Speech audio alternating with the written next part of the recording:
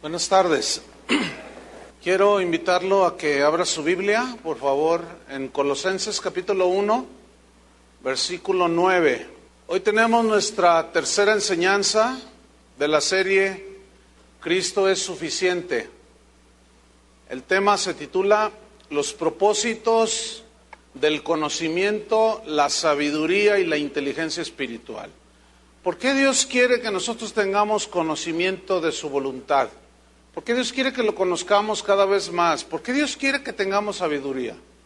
¿Por qué Dios quiere que poseamos inteligencia espiritual? Eso vamos a compartir en esta tarde. Colosenses 1, 9 al 11 dice así: Por lo cual también nosotros, desde el día que lo oímos, no cesamos de orar por vosotros y de pedir que seáis llenos del conocimiento de su voluntad, en toda sabiduría e inteligencia espiritual, para que andéis como es digno del Señor, agradándole en todo, llevando fruto en toda buena obra y creciendo en el conocimiento de Dios, fortalecidos con todo poder, conforme a la potencia de su gloria, para toda paciencia y longanimidad.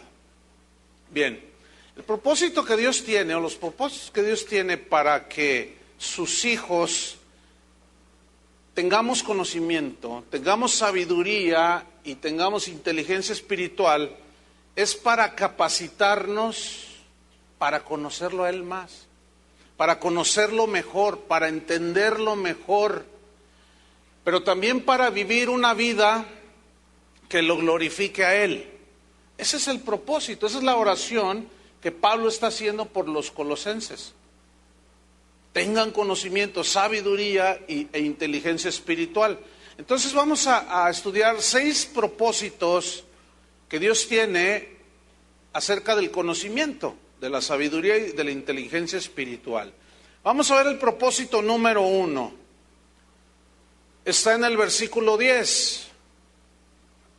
Conocimiento de su voluntad, sabiduría e inteligencia espiritual, versículo 10. Para que andéis como es digno del Señor, agradándole en todo. Este es uno de los propósitos de Dios, por el cual Él quiere que tengamos conocimiento de Él y de su palabra y sabiduría, para que andemos como es digno del Señor, agradándole en todo. Aquí la palabra clave es andar, para que andéis. Y esa palabra en el griego significa andar alrededor de, en este caso, lo que le atañe a un cristiano. Por ejemplo, un soldado anda alrededor de ¿qué? De lo que es su oficio o su profesión. Un médico igual. Bueno, en el caso de un cristiano, debe de andar para agradar a Dios alrededor de las cosas que le atañen al cristiano. ¿Sí? Y esto tiene que ver con su vida. Por ejemplo, en Génesis 5:24 habla de Enoc. Conocemos la historia de Enoc. Dice: caminó pues Enoc con Dios y desapareció porque le llevó Dios. Caminó Enoc con Dios. Habla de que todo lo que Enoc hacía giraba alrededor de Dios. Su vida de Enoc estaba tan ligada a Dios que no podía hacer otra cosa más que caminar con Dios. Y caminó de tal manera que dice la Escritura que Dios se lo llevó. Lo traspuso. Dice en Hebreos 11:5 que Enoc por la fe fue traspuesto para no ver muerte, y no fue hallado porque lo traspuso Dios. Y antes que fuese traspuesto, tuvo testimonio de haber agradado a Dios. Entonces Pablo dice: yo le pido a Dios que tengan conocimiento de su voluntad, sabiduría e inteligencia espiritual, para que andéis como es digno del Señor, agradándole en todo. ¿Saben que Jesús viene por los que le esperan? Pero por aquellos que caminan con Él, agradándole en todo. Pero para saber cómo yo voy a agradar a Dios, necesito tener el conocimiento de su voluntad. Y ese conocimiento tengo que aplicarlo con sabiduría. en mi relación con Él, entendiendo por qué a veces pasan situaciones que Él permite, y también cómo me puedo relacionar o me debo relacionar con las personas a mi alrededor, cómo voy a enfrentar las situaciones. Entonces yo encuentro un camino con la sabiduría de Dios y con la inteligencia de Dios. Entonces yo camino en esa senda y agrado a Dios, agradamos a Dios. En Miqueas 6:8, allí habla de otro aspecto del andar con Dios. Miqueas 6:8 dice: oh hombre, Él te ha declarado lo que es bueno. ¿Y qué pide Jehová de ti? En este caso, fíjate, son tres cosas. Solamente, dice, hacer justicia significa andar en una vida recta, y amar misericordia en el hebreo significa ser fiel y leal. Eso pide Dios, fíjate, que camines en rectitud, que seas fiel a Dios y fiel a los demás, y fieles en tu matrimonio, y fieles en tu trabajo, pero sobre todo fieles a Él. Que seas fiel y leal y humillarte ante tu Dios. Qué importante son estas tres sendas en las cuales nosotros debemos andar para agradar a Dios. Pero la última, yo quiero enfatizar un poquito más en la última, donde dice: y humillarte ante tu Dios. Cuando una persona, un cristiano, se humilla delante de Dios, es porque está reconociendo que Dios es todopoderoso. Cuando tú tomas en cuenta a Dios en tus decisiones, en tus planes, y tú lo tomas en cuenta, estás reconociendo que Él es tu Señor. Pero cuando un cristiano no toma en cuenta a Dios en sus planes, está demostrando soberbia. Y Dios resiste a los soberbios, pero le da favor, les da gracia a los humildes. Entonces, una manera de agradar a Dios es: inclúyelo en todos tus proyectos, en todos tus planes, porque ahí tú estás diciendo que no puedes tú. Entonces estás descansando en Dios, y es cuando se humilla el corazón. En Romanos 13:13, allí habla de otro aspecto en el andar. Romanos 13:13 dice así: andemos como de día. ¿Por qué dice como de día? Porque en la noche, en cuando empieza a oscurecer, se abren los antros, la gente medio se disfraza y comienza una serie de cosas pecaminosas. Entonces, por eso Pablo dice: andemos como de día. Si tú sales ahorita ahí al día, todos andan muy bien y todos así muy rectos y todo, y nomás oscurece. Y como en la noche todos los gatos son pardos, pues allí como que se confunde. No, por eso dice: andemos como de día. Luego añade: no en glotonerías y borracheras, no en lujurias y lascivias, no en contiendas y envidias. Fíjense, ese no es el andar que un cristiano debe caminar. Nosotros no tenemos que hacer absolutamente nada alrededor de esas cosas. Pero luego dice el versículo 14: sino vestíos del Señor Jesucristo. O sea, revístete de Jesús, ¿sí? Y no proveáis para los deseos de la carne. Pablo en Filipenses 4:11 nos da otro aspecto del andar como cristianos. Pablo tenía mucho entendimiento, mucho conocimiento, y él quería que los colosenses tuviesen este conocimiento y esta sabiduría para saber cómo enfrentar las cosas de la vida, cómo reaccionar delante de Dios. En Filipenses 4:11, ahí Pablo está narrando que estaba pasando una circunstancia difícil. Él en ese momento estaba pasando por escasez económica. Y vamos a ver cómo era Pablo aquí, cómo andaba Pablo. Dice Filipenses 4:11: no lo digo porque tenga escasez, pues he aprendido a contentarme. Aquí hay dos palabras importantes: aprender. Aprender, tenemos que aprender. Entonces dice: he aprendido a contentarme. Esa es la segunda palabra importante: a contentarme. Digan todos: contentamiento. ¿Qué es contentamiento? Fíjate lo que Pablo dice: yo he aprendido a contentarme, cualquiera que sea mi situación. Es decir, él en ese momento estaba pasando difícil situación de escasez, Pero escuchen bien, las circunstancias externas no afectaban su condición interna. ¿Por qué? Porque conocía a Dios, porque entendía que Dios en ocasiones prueba nuestra fe, que a veces nos prueba, que a veces nos disciplina. Entonces Pablo dice, yo he aprendido y estoy contento. Es verdad, en este momento mi situación no es muy buena, pero dice, cualquiera que sea mi situación. Entonces, él estaba dando una respuesta que glorificaba a Dios, ¿entienden? Que le daba gloria. ¿Por qué? Porque no estaba quejando, no estaba tirando la toalla o desertando del evangelio, pero para nada. Fíjate el versículo 12. Sé vivir humildemente. Sé vivir humildemente. Pero también dice, sé tener abundancia. Fíjate las dos situaciones. Dice, en todo y por todo estoy enseñado. Entonces ahí Pablo está diciendo que él tenía conocimiento, tenía sabiduría. Ese conocimiento y esa sabiduría lo llevaban a desarrollar inteligencia espiritual para saber responder a las diferentes situaciones por las que él estaba pasando. Y notamos que él tiene contentamiento en medio de la escasez. Entonces ahí está, él está andando en un camino que estaba agradando a Dios.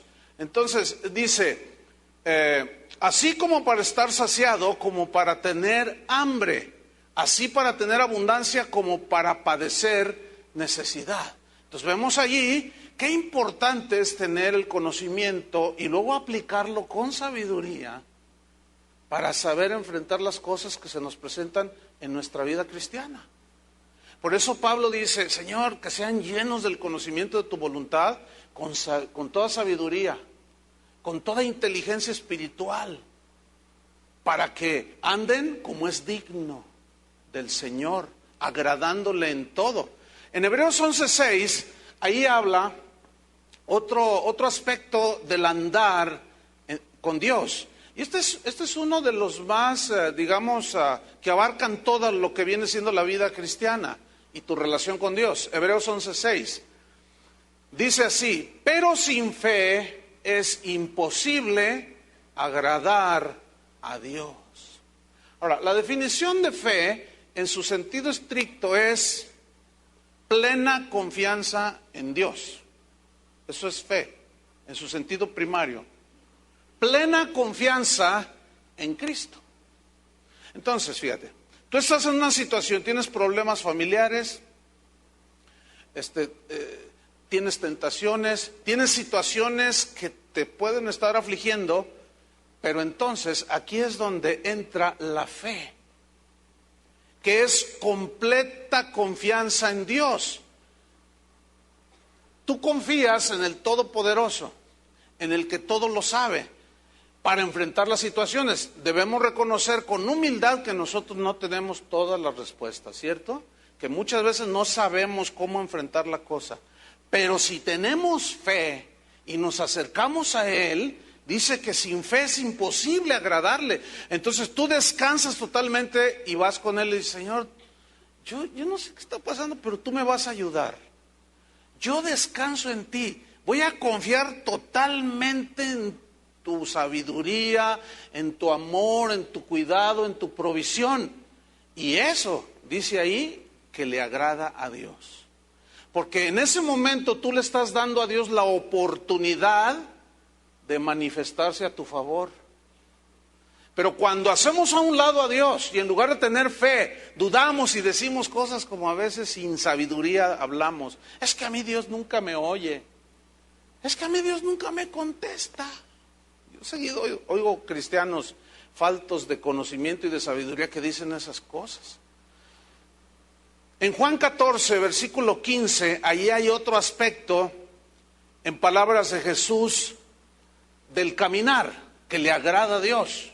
Y se necesita este conocimiento. Juan 14, 5, dice aquí Jesús, si me amáis, guardad mis mandamientos. ¿Cuántos aman a Dios? La demostración que nosotros amamos a Dios es si guardamos, ¿qué? sus mandamientos. Y aquí guardar significa obedecer. Si obedecemos sus mandamientos. ¿Por qué la palabra de Dios demanda obediencia? Porque el consejo de Dios es lo mejor que podemos recibir. ¿Están de acuerdo con eso? Sus pensamientos son más altos que los nuestros. Sus caminos son mejores que los nuestros.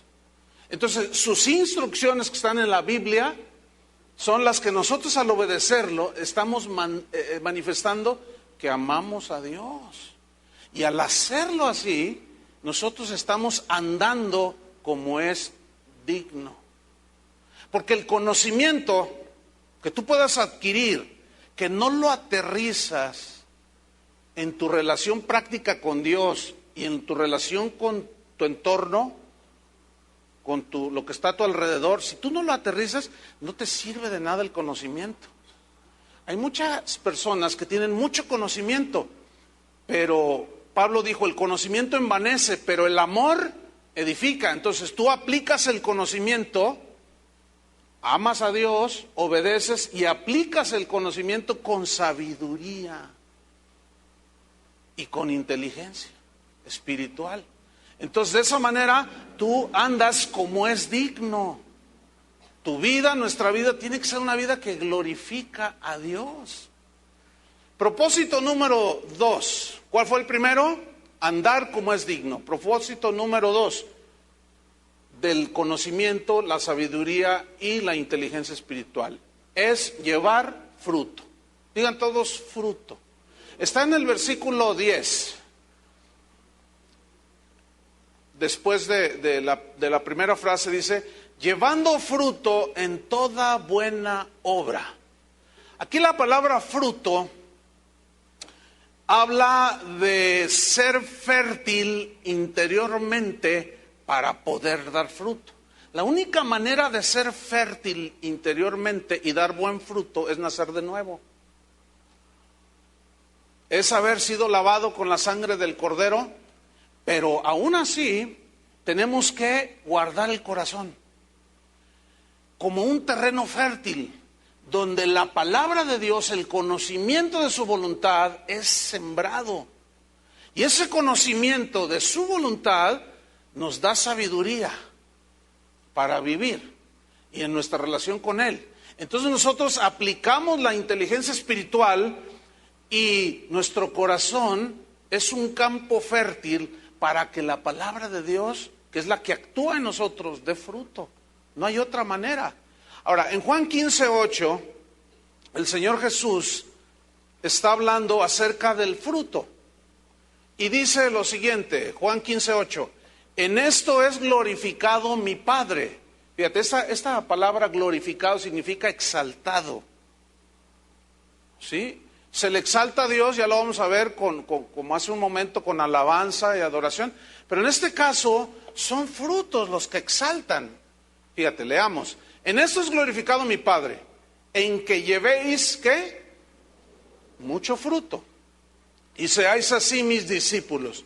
Ok, y aquí la palabra fruto es una palabra griega, karpos, que significa o habla, mejor dicho, esta palabra describe y menciona el poder que tiene un árbol bueno en sí mismo de producir fruto.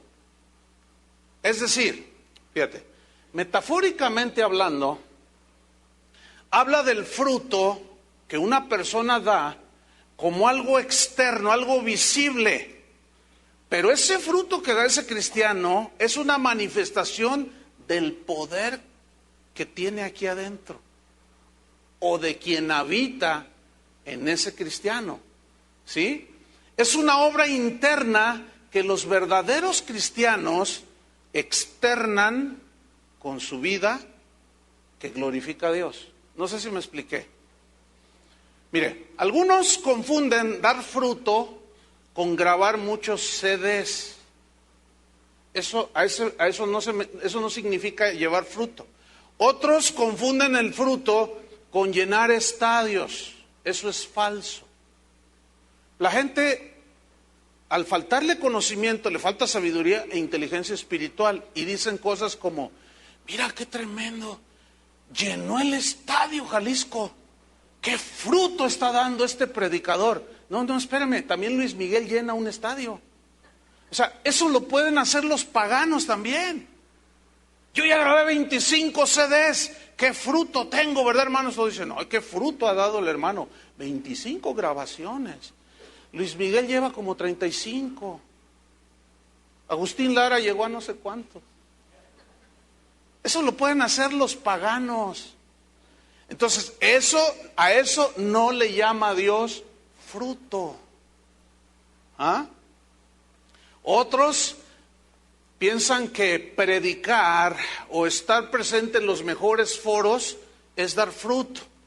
Falso también. Pero otros creen que porque viajan por todo el mundo cantando o predicando, ya es fruto. Eso no es fruto. También el Dalai Lama viaja por todo el mundo. Entonces, ¿a qué fruto se refiere? A lo que está aquí interno, que luego se expresa en lo externo.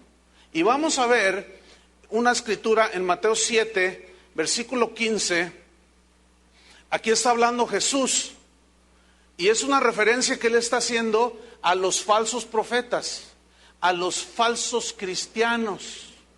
Y aquí hay una metáfora cuando habla de árbol bueno y árbol malo. Aquí la metáfora es que el árbol simboliza a una persona. El árbol bueno está apuntando y simbolizando al cristiano verdadero.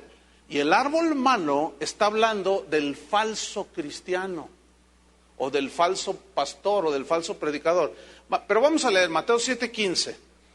Dice así: guardaos de los falsos profetas, cuídense de los que dicen que son hombres de Dios, pero no lo son. Son palabras de Jesús. Ahora, ¿cómo yo me voy a cuidar? ¿Cómo yo voy a darme cuenta si son verdaderos o son falsos? Jesús sigue enseñando. Dice, estos falsos profetas vienen a vosotros con vestidos de ovejas, externo, fíjense. Traen un vestido que parecen ovejas, ¿verdad? Y su balido es como de oveja, y hacen ciertas cosas externas que las ovejas de Dios hacen, etcétera. Dice, pero por dentro, ¿qué son? Lobos rapaces. Entonces quiero que noten, por fuera y por dentro. Entonces Jesús empieza a enfatizar lo de adentro. Y ese es el fruto a lo que él se refería. Leo en el versículo 16. Por sus frutos, ¿qué? Los conoceréis. Y aquí es donde algunos que no saben discernir porque les falta conocimiento, les falta entendimiento, sabiduría, no han desarrollado inteligencia espiritual, disciernen mal y dicen, bueno, este predicador, ¿cómo va a ser falso maestro si está llenando el Estadio Azteca? A ver, si no se llenara el estadio, entonces, miren fruto. Si no se llenara el estadio, entonces, si Dios no estuviera con él, no se llenaba el estadio. Entonces Dios también está con el Dalai Lama. También está con el Papa, porque se llena lugares mucho más grandes que llenan los cristianos. Porque eso no es el fruto a lo que se refería Jesús. Por sus frutos los conoceréis. Y luego hace una pregunta muy obvia. Dice, ¿acaso se recogen uvas de los espinos? Es imposible que un arbusto dé uvas. Dice, o higos de los abrojos. Es imposible que una planta ahí en el campo dé higos. No, las higueras dan higos. ¿Cierto? Las vides dan uvas. Y luego añade Jesús, así dice, así, igual, así. Todo buen árbol da buenos frutos. Y aquí el buen árbol está refiriéndose a los verdaderos cristianos. Todo buen árbol, ¿qué? Da sí o sí buenos frutos, porque tiene dentro el poder para hacerlo. Pero luego añade, pero el árbol malo da frutos malos. No puede el buen árbol dar malos frutos. No puede. Es imposible. ¿Cuántos tienen un árbol frutal en su casa? Yo tengo uno tengo dos o tres por ahí. Pero tengo uno que da unas, le llaman guayaba fresa, ¿así le llaman?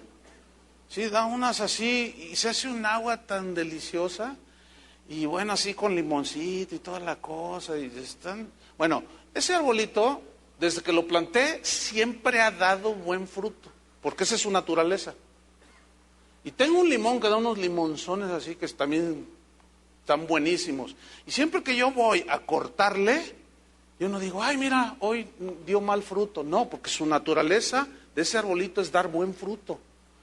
Bueno, si tú eres verdadero cristiano, sí o sí vas a dar buen fruto. ¿Entendieron?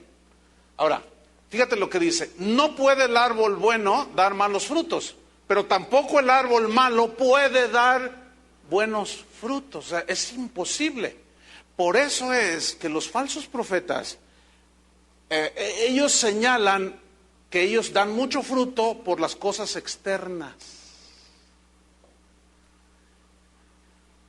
Por eso Pablo le escribió a los colosenses, porque sabía que los falsos profetas estaban metiendo en la iglesia, estaban acechando. Por eso Jesús está enseñando acerca del verdadero cristiano, del verdadero ministro de él. Y dice, frutos internos. ¿Están entendiendo? Ahora, en Hebreos 13, versículo 15, aquí vamos a ver ahorita algunas escrituras que nos muestran la diversidad del fruto que nosotros podemos dar como hijos de Dios. Hebreos 13, versículo 15. Aquí habla de frutos de labios que confiesan su nombre, alabanza. Hebreos 13, 15 dice, así que ofrezcamos siempre a Dios por medio de él sacrificio de alabanza, es decir, fruto de labios que confiesan su nombre. Pongamos atención en el inicio del versículo que dice, así que ofrezcamos cada domingo a Dios. ¿Así dice? Ofrezcamos cada cuando a Dios sacrificio de alabanza, fruto de labios que confiesen su nombre. Siempre. Ahora, ¿quién de ustedes no entiende lo que significa siempre? Yo se lo explico con todo gusto. ¿Hay alguien aquí que no entiende qué significa siempre? Levante su mano y con toda paciencia se lo voy a explicar. ¿Todos entienden qué es siempre? O sea, a cada momento, cada día, cada instante. El rey David decía, tu alabanza estará de continuo en mi boca. Bueno, escúchame bien. El conocimiento de Dios, de su grandeza, de sus atributos, que nos deja maravillados, como decía Pablo, cuán maravillosas, inescrutables son sus obras.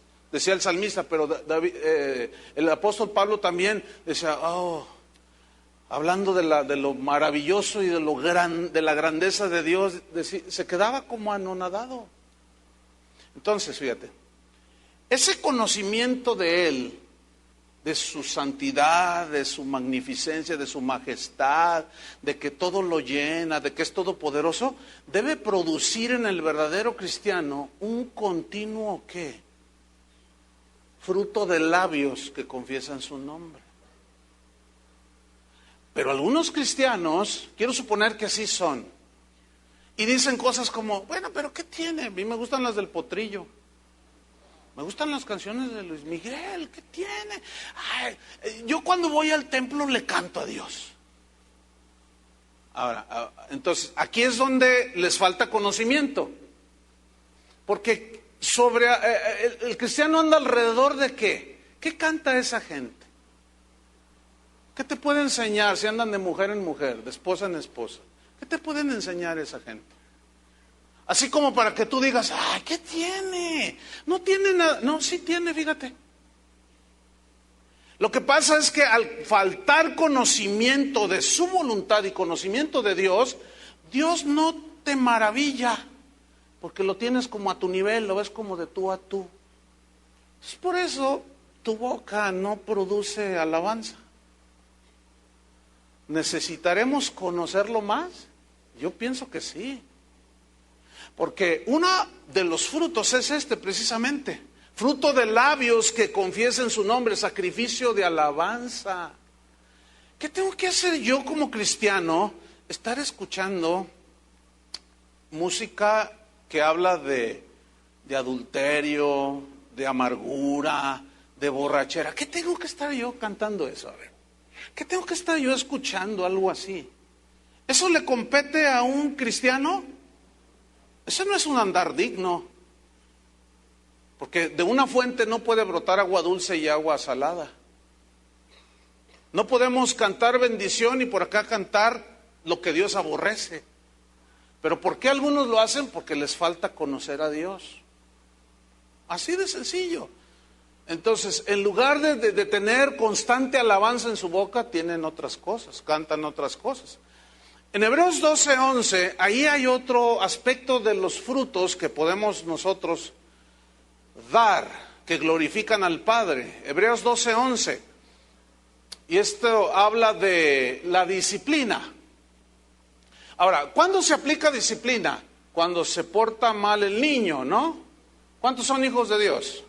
Entonces, Dios al que ama, disciplina. Entonces, cuando nos salimos de los caminos de Dios, su disciplina viene, ¿no es cierto? Porque nos ama. La disciplina es una extensión del amor de Dios.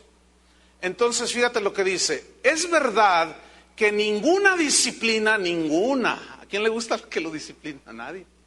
Ninguna disciplina al presente parece ser causa de gozo, sino de tristeza. Yo me acuerdo cuando mis hijos estaban pequeñitos, una vez discipliné a mi hijo y me dice, ay papá, me dolió. Dije, claro, hijo, te tiene que doler.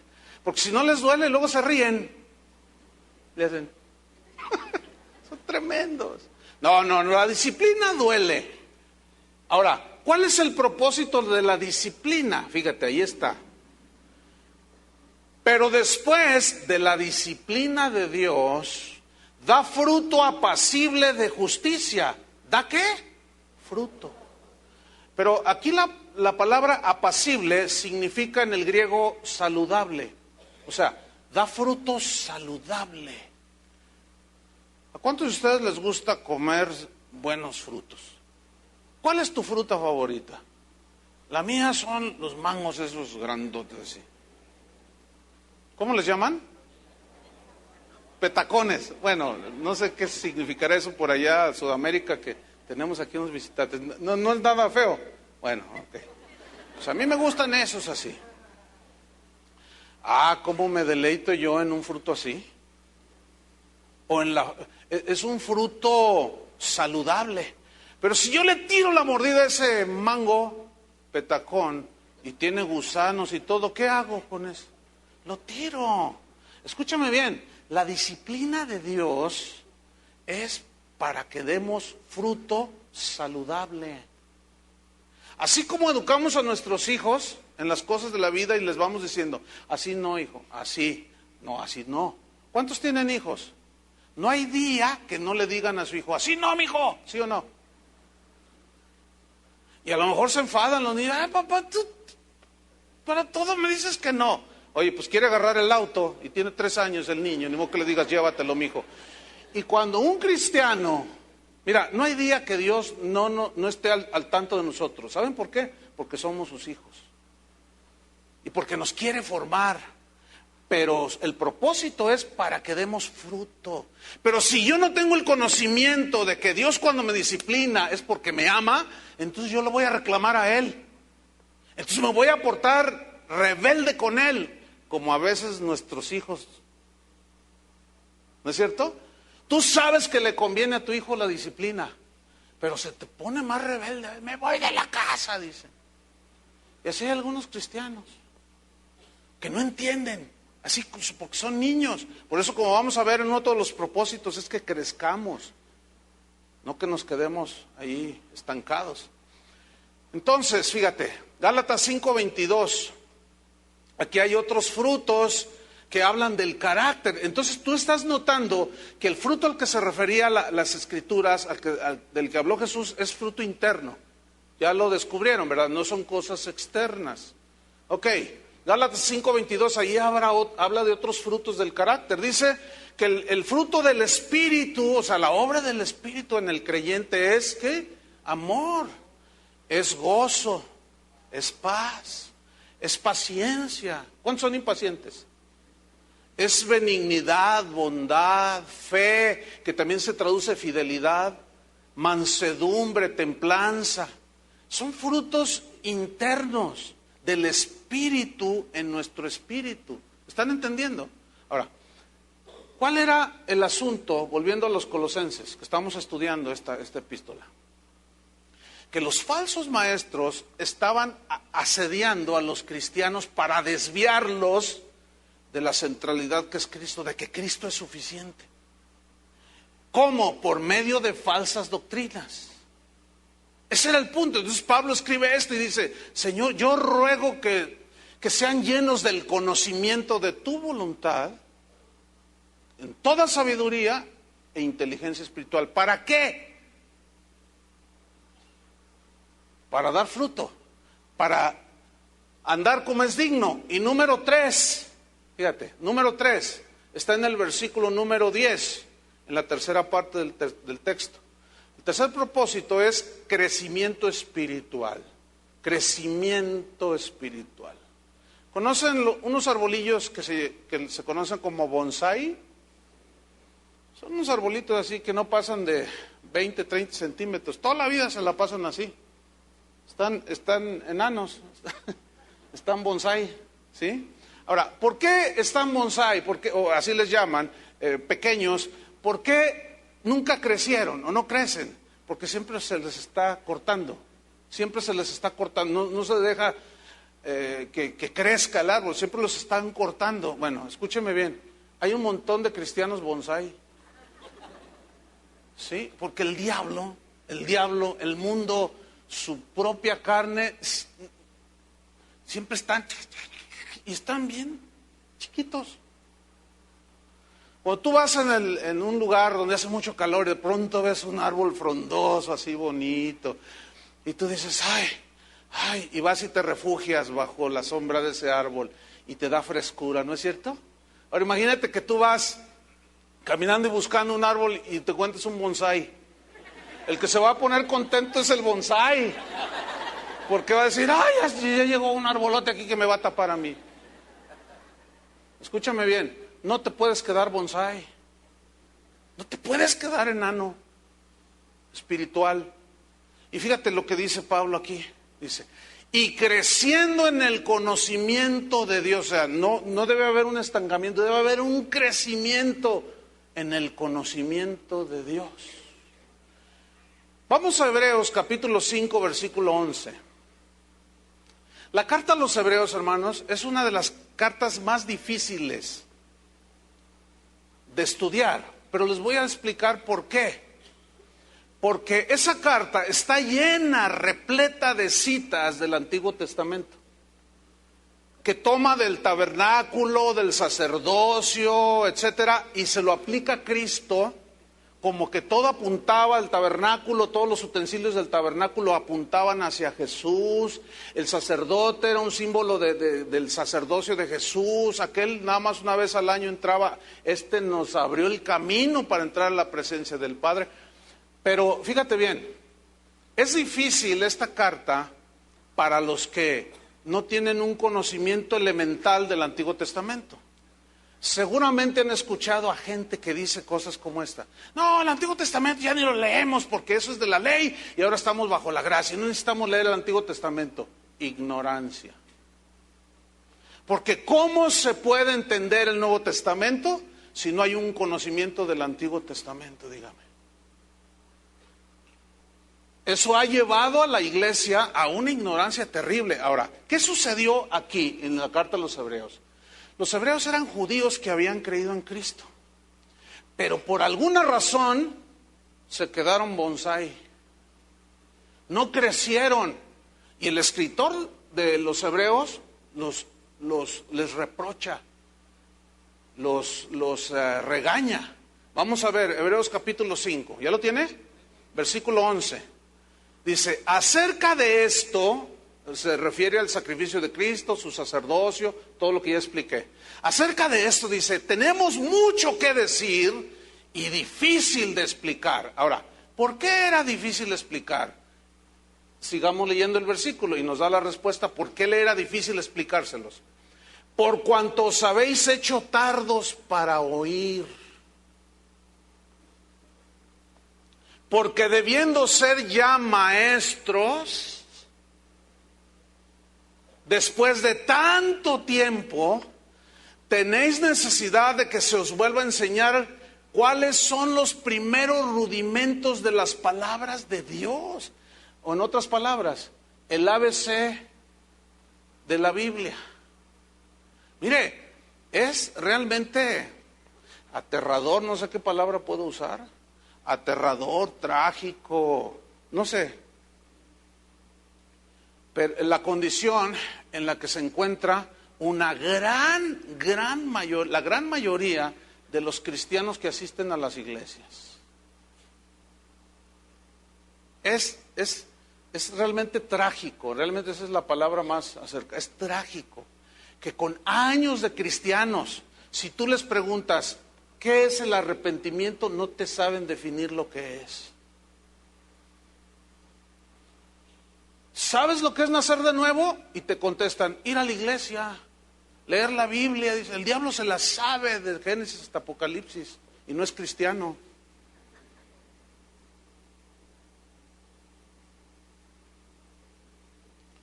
Entonces, ¿cómo es el asunto? Aquí vemos lo que les había pasado, se quedaron bonsái, no crecieron. Sigamos leyendo. Dice, y habéis llegado a ser tales que tenéis necesidad de leche y no de alimento sólido. ¿Para quién es la leche? Para el niño. Y Pablo se las veía muy difícil de explicarles porque no les podía dar el alimento sólido, no les podía dar el bife, el bistec, así decirle, a ver, ahora los voy a alimentar con un mensaje, una palabra que es alimento sólido. Porque no podían, se quedaban así como, ¿what? Como diciendo, ¿qué? Fíjate que los predicadores del Evangelio, porque hay otros que... Pero los predicadores del Evangelio comentan, como el maestro que tuvimos hace poco, en la conferencia pastoral. Él decía, mira, me dice, bueno, tú eres pastor, tú eres predicador, pero ¿qué cosa tan hermosa es predicar la palabra de Dios? Meterte en la profundidad de los tesoros de Cristo y ver que la gente lo está entendiendo. Cuando él se fue, dice, ¿sabes qué? Voy bien bendecido, me dijo. Voy tan bendecido. Yo no sé quién está más bendecido, si ellos que escucharon o yo que hablé. Pero yo vengo, estoy muy contento, dice, estoy muy bendecido. Pues porque explicar era fácil, pero a Pablo no le sucedió allí, porque estaban bonsáis. Bueno, yo les he dicho, aquí tenemos una preocupación en base a la responsabilidad que tenemos delante de Dios, de enseñarles la palabra de Dios, ¿sí? Para que ustedes tengan conocimiento, conozcan a Dios, entiendan a Dios, tengan sabiduría e inteligencia espiritual. Pero Pablo está aquí discutiendo con ellos y le dice, habéis llegado a ser tales que tenéis necesidad de leche y no de alimento sólido, versículo 13.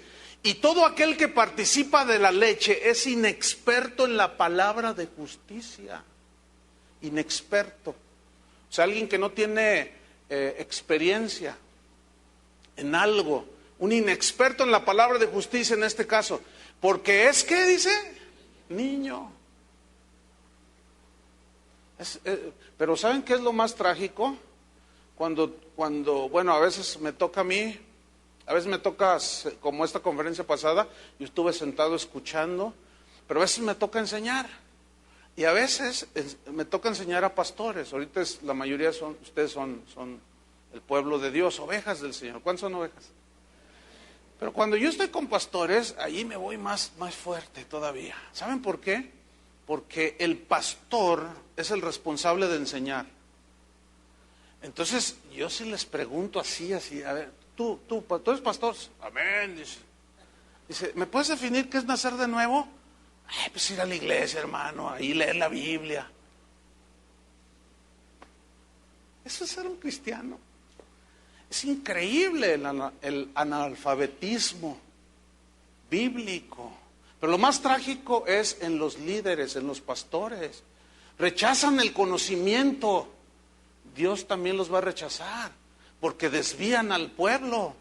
Y por eso Pablo decía, Epafras es un fiel ministro de Jesucristo, porque les había enseñado el evangelio. Entonces aquí sigue diciendo en el versículo 14, pero el alimento sólido, dice, es para los que han alcanzado madurez. O sea, que han crecido, alcanzado, fíjate, habla de un crecimiento hacia la madurez. Para los que por el uso tienen los sentidos ejercitados en el discernimiento del bien y del mal. Aquí la palabra clave es por el uso. El uso, o sea, usar. Ahora bien, para fin de usar los sentidos espirituales tienes que tener el conocimiento. El conocimiento te va dando sabiduría e inteligencia espiritual para saber y entender qué es lo bueno y qué es lo malo. ¿Sí o no?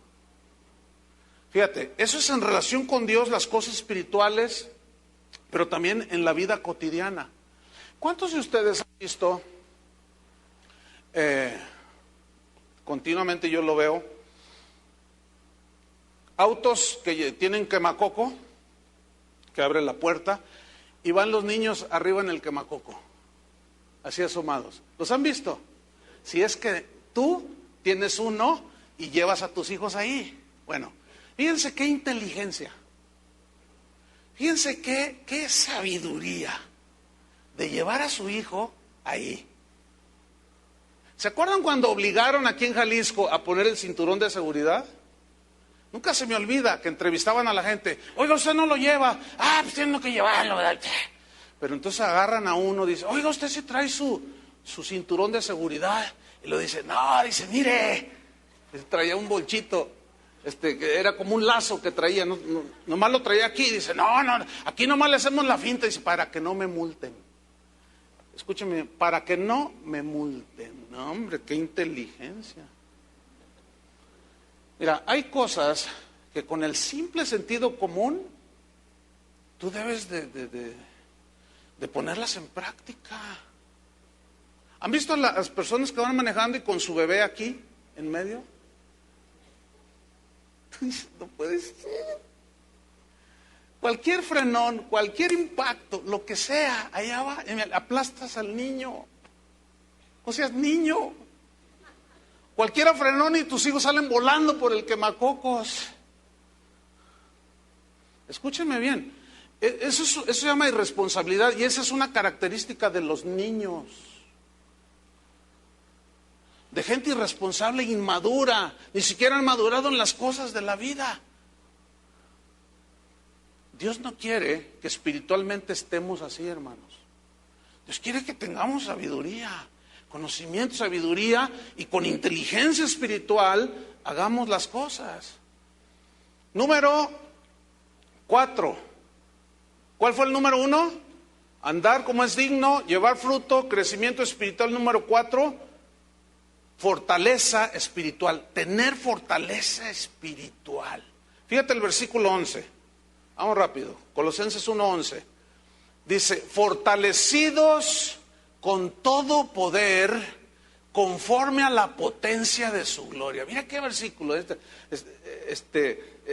Está así medio difícil, ¿no? Porque tiene palabras que no son muy comunes a nosotros. Fortalecidos con todo poder, conforme a la potencia de su gloria. ¿Qué significa todo eso? Mira, en Efesios 3:16 dice así, para que os dé Dios, conforme a las riquezas de su gloria, el ser fortalecidos con poder en el hombre interior por su espíritu. Todo el que es nacido de nuevo tiene una nueva naturaleza, el hombre interior, el hombre espiritual. Bien, es ahí donde se anida el conocimiento de Dios, su grandeza, su magnificencia.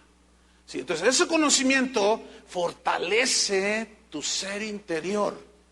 Ahora, ¿cuál es la medida de ese poder? Dice ahí en el versículo, fortalecidos con todo poder, conforme a la potencia de su gloria. ¿Qué significa esa frase? Está medio dificilona, ¿no? Conforme a la potencia de su gloria.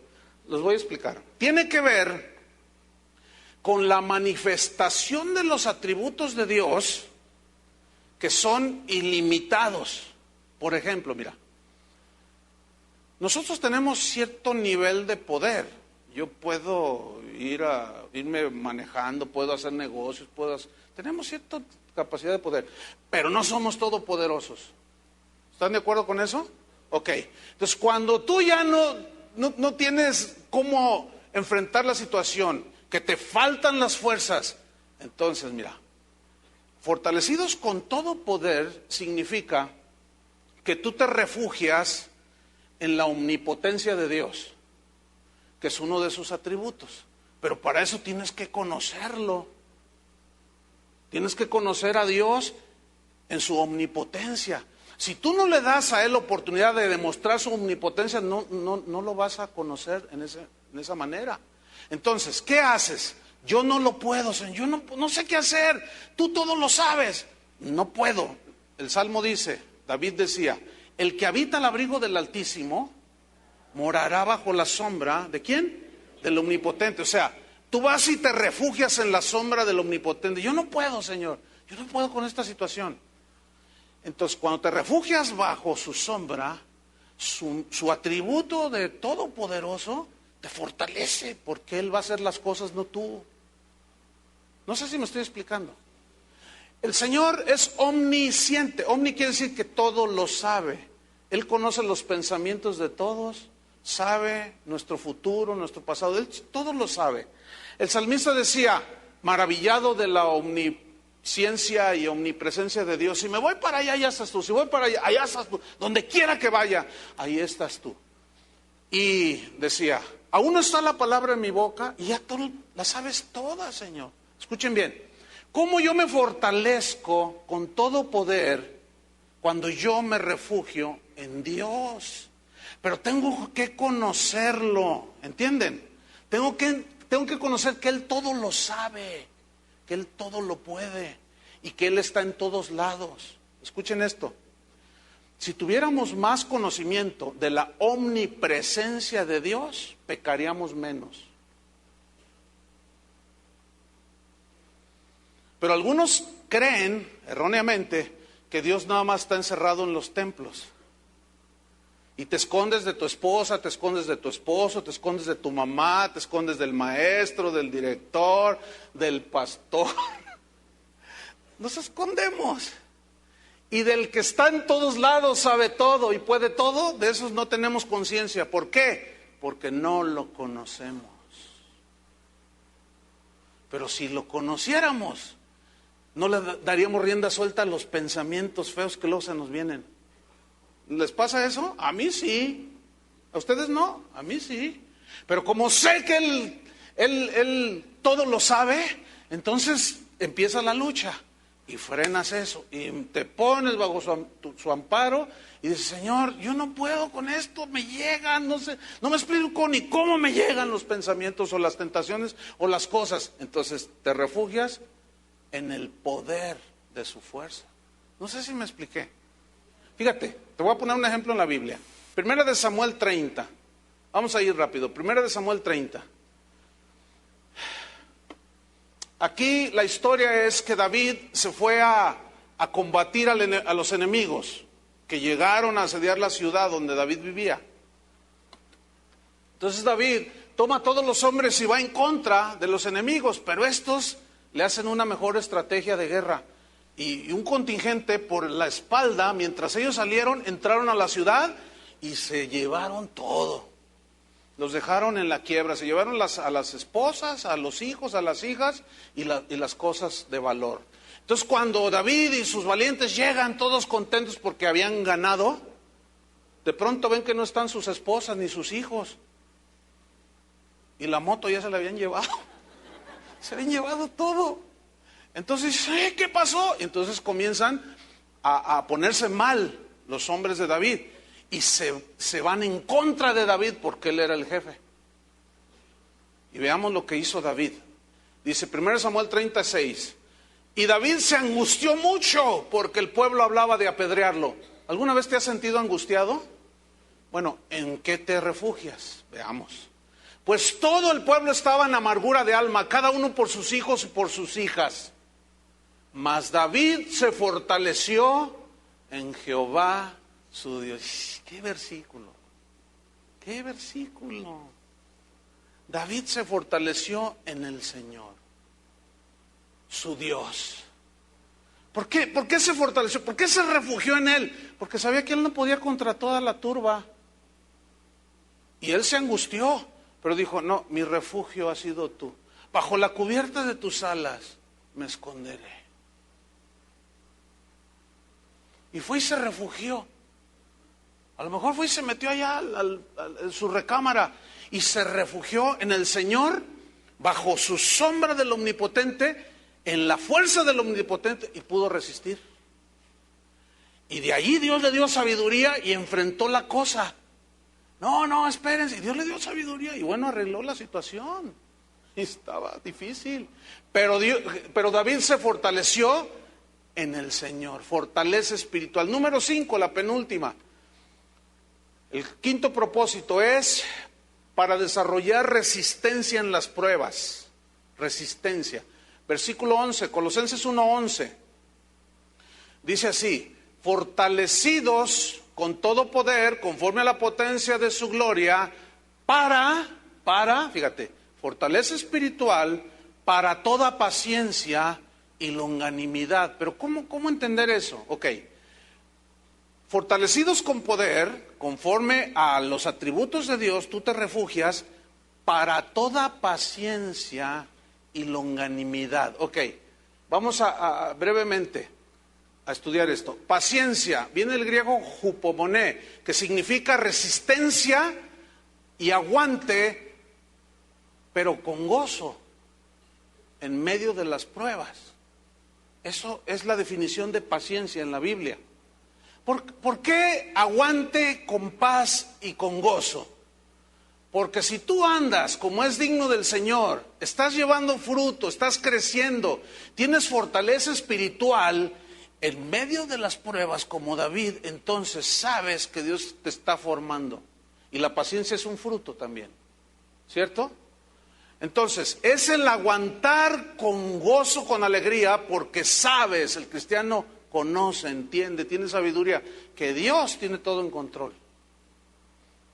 Y entiende y sabe que a los que aman a Dios, todas las cosas les ayudan para bien. Entonces él camina seguro. Pero luego viene una palabra que no es muy común para nosotros, que es la palabra longanimidad. Longanimidad viene de una palabra griega, macrotumia, y macro significa algo largo. De hecho, longanimidad, también de ahí se deriva la palabra longaniza, que para nosotros mexicanos es en serio, porque la longaniza es algo largo, ¿no? ¿Sí? Entonces, fíjate, longanimidad es algo largo, es macros, es algo largo, pero habla de algo extenso que se extiende, pero que tiene que ver con el temperamento, con el carácter. Es decir, la definición es esta: la longanimidad es la extensión de la paciencia. O sea, tú tienes paciencia y tienes 1 mes, 2 meses, y de pronto pues sientes lo duro de la prueba, pero tú alabas a Dios, das fruto de labios que confiesan su nombre, y estás allí confiando en su omnipotencia, pero sientes como que la cosa ya se puso color de hormiga, ¿verdad? Pero entonces, fíjate bien, el conocimiento, el poder, la fortaleza, el crecimiento, te hacen extender la paciencia. No sé si me expliqué. ¿Sí me expliqué o no? O sea, tú eres paciente, pero llega un momento en que dices, ya no más, pero ahí es donde está la fortaleza en el poder de su fuerza. Y se extiende la paciencia, esa es la longanimidad. Ahora, fíjate, se requiere conocimiento de su voluntad, sabiduría e inteligencia espiritual para enfrentar con paciencia las pruebas de la vida, ¿sí o no? Fíjate el entendimiento que tenía Santiago. Vayan rápidamente a Santiago 1:2, 1:2 al 5. Fíjate cómo es el mismo pensamiento que tenía Santiago y cómo empata bien con el pensamiento de Pablo. Dice así Santiago 1:2 al 5.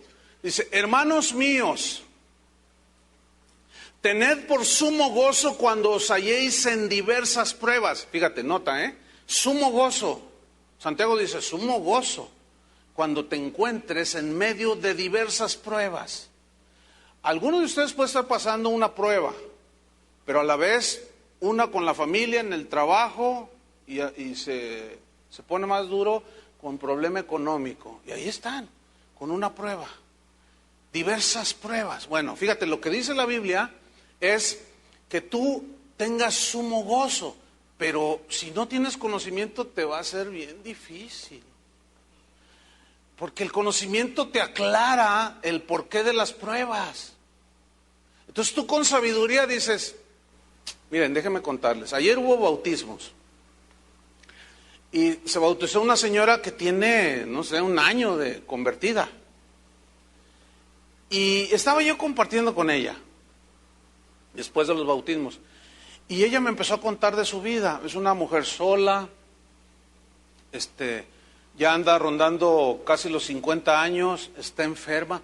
Pero hermanos, si tú lo hubieras escuchado hablar, miren, me bendijo tanto haber escuchado a esta señora, a esta hermana, la manera en que ella hablaba en medio de su situación. Decía, fíjese pastor, que así. Y yo, la está pasando difícil. Y decía ella misma se contestaba, pero Dios es grande, hermano, porque Dios es soberano y Él permite, ¿verdad, hermano? A veces permite estas cosas para que uno entienda esto. Y ella empezó a hablar y hablar. No, yo estaba bien bendecido. Casi siempre estoy hable y hable yo, pero ahora yo estaba escuchando. Pero me dio mucho gusto. Me sentí tan contento de ver que una persona de 1 año de convertida estaba hablando con una sabiduría, con un conocimiento. Y dice, mire pastor, si yo no me sano, dice, no importa, yo tengo fe. Dice, pero si me muero, me voy con el Señor. Y se acabó todo eso. Yo dije, ay Dios, hacía rato que no escuchaba a alguien hablar así, sobre todo recién convertido. Y después estaban otras personas ahí, se acercaron y platicaron y también con sus pruebas. Y la hermana está hablando con una sabiduría, con una inteligencia espiritual, entendiendo las cosas. Y fíjate, y en su necesidad me contó algo. Dice, fíjese, pastor, que yo te iba en la calle. Dice, pues yo padezco de mis huesos. Y camino muy lento y me duele mucho. No me dijo qué tenía, pero dice que iba atravesando una calle. Y dice, ay Señor, ayúdame. Y de pronto dice, veo que en la acera de enfrente estaba una ancianita como de 80 años, que no podía. Yo dije, ay Dios mío, no, yo estoy bien. No, gracias Señor. Entonces, como pude, fui con la ancianita y le dije, ¿quiere que la ayude? Ay, sí, ayúdeme, nadie me ayuda, dice la viejita. A ver, véngase. Y ahí voy con ella. Entonces sentí en mi corazón preguntarle, ¿tiene alguna necesidad? Y si cuando me vio así empezó a llorar. Dice, es que vine de mi pueblo, dice, a hacer un mandado aquí y se me perdió el dinero. O sea, la señora no le pidió dinero. Ella le dijo, ¿tiene alguna necesidad? Y fíjate, le dice, se me perdió el dinero. No tengo, y no sé cómo regresarme. Entonces dice, yo saqué lo que traía y se lo di. En su necesidad, con gozo, con alegría, compartió. Eso se me hace que es un cristiano, ¿no? Se parece a un cristiano esa señora. ¿Sí o no? Y algunos de ustedes ya están llorando. Ay, esta Semana Santa no voy a ir a Cancún de vacaciones, Dios mío. ¡Ay! ¿Qué mal está eso, padre? Súpleme, ándale, porque si no, yo no sé qué voy a decirle a mis hijitos, hermanos. Y todo eso lo hacemos porque nos falta conocimiento, entendimiento, sabiduría, etcétera. Y bueno, dice Santiago, Versículo 3, sabiendo que la prueba de vuestra fe produce paciencia, sabiendo, fruto, paciencia, mas tenga la paciencia su obra completa, o sea, no te quedes a la mitad del camino, deja que termine el asunto, pero enfrenta con paciencia la prueba. Y luego una vez que ya sientas, extiende la longanimidad. Y luego dice, para que seáis perfectos, significa maduros y cabales, o sea, en todo tu juicio, sin que os falte cosa alguna. Y si alguno de vosotros tiene falta de sabiduría, pídala a Dios, el cual da a todos abundantemente y sin reproche, y le será dada. Quiero que noten que el contexto de pedir sabiduría a Dios son las pruebas. ¿Qué significa? Que le podemos pedir a Dios sabiduría para enfrentar las pruebas. Es que no sé cómo tratar con mi hijo. Pídele a Dios sabiduría. ¿Cómo voy a solucionar este problema en mi trabajo? ¿Qué voy a hacer, Señor? Señor, dame sabiduría. Entonces tú buscas en la palabra y empiezas a tener conocimiento y Él te da sabiduría y te da una palabra. Así es Dios al que le busca. Porque el que llama, se le abre. Y sexto y último propósito del por qué Dios quiere que tengamos conocimiento, sabiduría e inteligencia espiritual. Para entender, conocer y disfrutar nuestra herencia en Cristo. Ese es el sexto propósito. Para conocer, entender y disfrutar nuestra herencia en Cristo. Versículo 12 de Colosenses 1. Fíjate. Toda paciencia y longanimidad, con gozo, dando gracias al Padre. Ahí está, con alegría. Que nos hizo aptos para participar de la herencia de los santos en luz. ¿Nos hizo qué? Aptos para participar de la herencia. Ahora, la palabra clave aquí es, nos hizo aptos. En el griego significa habilitados, capacitados, facultados, autorizados. Es decir, que lo que Cristo hizo en la cruz por nosotros nos facultó, nos autorizó, nos habilitó, nos capacitó, nos hizo aptos para disfrutar la herencia de Cristo. Entonces el conocimiento, la sabiduría y la inteligencia espiritual son necesarios para participar efectivamente, eficazmente en nuestra herencia espiritual. Es decir, a medida que conozco los tesoros de las riquezas de Cristo, es como mi vida va creciendo, se va fortaleciendo. Y yo, o sea, todavía estamos en trayecto al cielo, aquí en esta tierra, yo puedo disfrutar ya de la herencia en Cristo. Una de las consecuencias de entender nuestra herencia en Cristo es, escúchenme bien, la seguridad que tenemos en Cristo. Él dijo, se los voy a leer, no tiene que buscarlo. Él dijo allí en Juan, capítulo 10, dijo lo siguiente: mis ovejas oyen mi voz. Yo las conozco, dijo, y me siguen. Y yo les doy vida eterna, y no perecerán jamás, ni nadie las arrebatará de mi mano. Mi Padre que me las dio es mayor que todos, y nadie las puede arrebatar de la mano de mi Padre. Eso, cuando el cristiano lo sabe, es algo poderosísimo.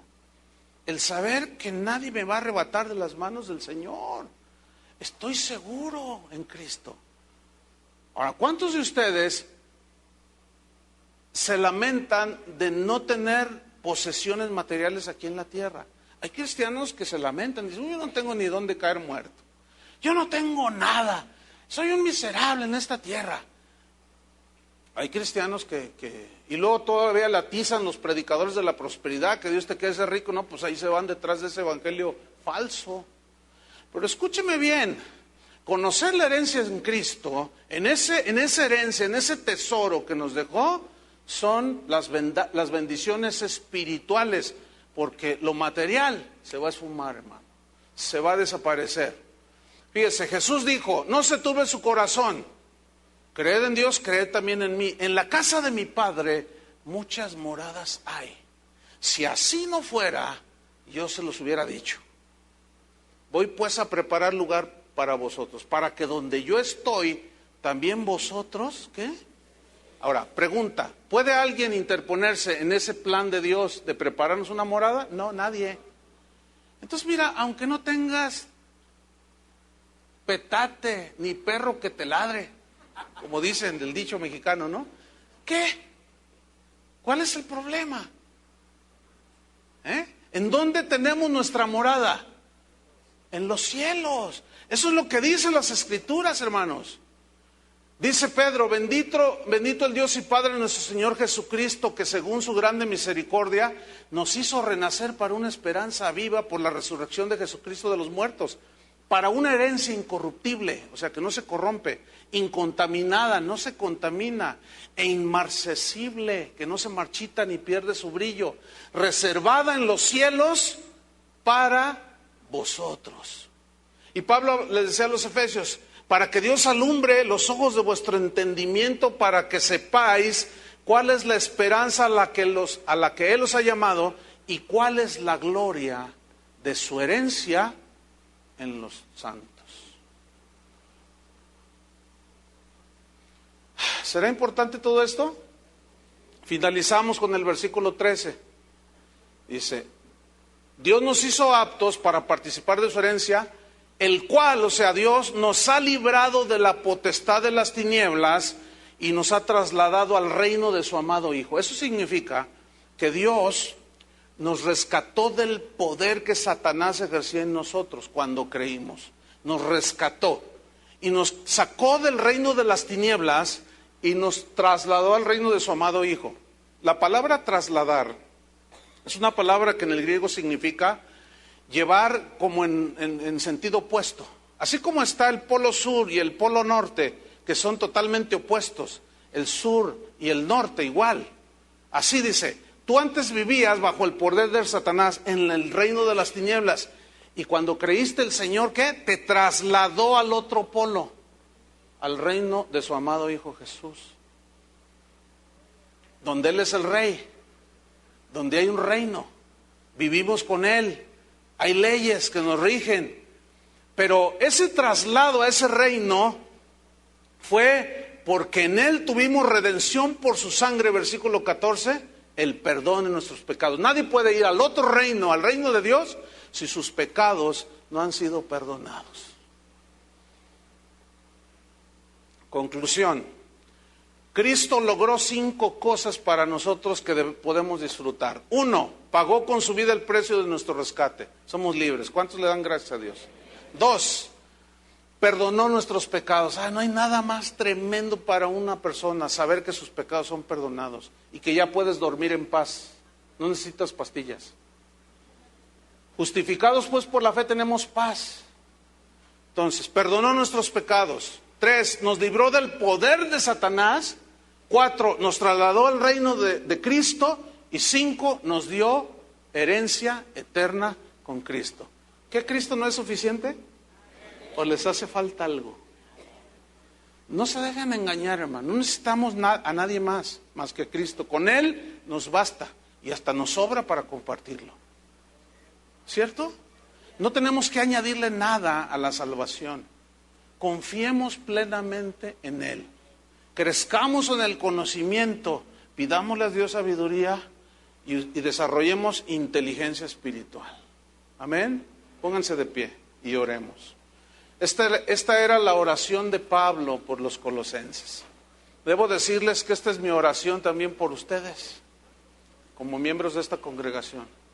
Que Dios les dé mucho conocimiento de su voluntad, sabiduría e inteligencia espiritual. Vamos a orar. Levanta tus manos al Señor y con humildad reconoce su grandeza. Dile: Señor, te damos gracias porque tú eres el Señor de nuestras vidas. Gracias, Señor, porque tú quieres que tengamos conocimiento para conocerte más, para entenderte, para dirigirnos a ti con sabiduría, con inteligencia, aún para enfrentar las cosas de la vida, para andar como es digno, con humildad, con pureza, con contentamiento, con fe, obediencia, llevando fruto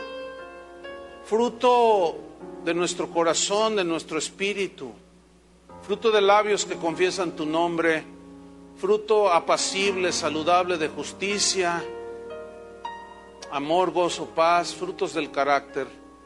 Señor, ayúdanos para seguir creciendo espiritualmente, creciendo en el conocimiento de tu voluntad, Señor. Y que no nos quedemos como niños estancados, que no maduramos, para que tengamos fortaleza espiritual y fortalecernos con todo poder conforme a la potencia de su gloria, y nos refugiemos, como lo hizo David, en la sombra del Omnipotente, en su sabiduría, en su justicia. Refúgiate en su santidad para que su santidad te envuelva. Ayúdanos, Señor, también con sabiduría para resistir con gozo las pruebas y para conocer y entender y disfrutar nuestra herencia en Cristo. Gracias porque ya no somos esclavos de las tinieblas. Ahora vivimos en el reino de la luz, en el reino de Jesús, y nos has hecho aptos y tenemos seguridad. Nos espera un hogar celestial, una herencia completa en los cielos. Gracias, Señor. Nuestra oración es que crezcamos, pero sobre todo gracias, Señor, porque tú pagaste con tu sangre nuestra redención. Gracias por perdonar todos nuestros pecados. Ahora podemos vivir y disfrutar las abundantes riquezas de Cristo, a quien le damos toda la gloria y la alabanza. Amén. Que Dios los bendiga a todos.